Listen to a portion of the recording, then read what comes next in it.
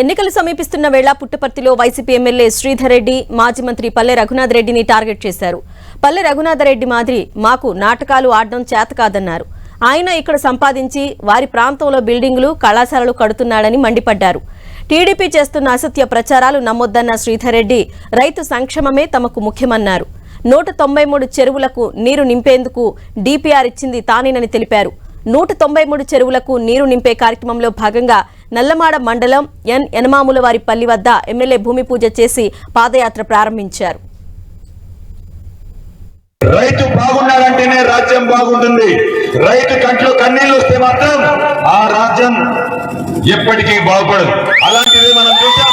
చంద్రబాబు నాయుడు గారి హయాంలో 2015 నుంచి 2016, 2017, 2018 నిత్యము కరువులతో సతమతమవుతున్నటువంటి మన ప్రాంతానికి జగన్మోహన్ రెడ్డి గారు ఇచ్చినటువంటి వరం మనకు 193 చెరువులకు నీళ్లు నింపే కార్యక్రమం. కొంతమంది కొన్ని తోకపత్రికలు ఈరోజు పొద్దునే రాసినాయి ఇదంతా నాటకం అని చెప్పేసి. అయ్యా, ఈ నాటకాలు బూటకాలన్నీ సార్ పల్లెబాబుకి చెల్లు మాకు కాదు. కావాలంటే కొన్ని వేల కిలోమీటర్ల పైపు అప్పుడే దిగిపోతున్నాయి.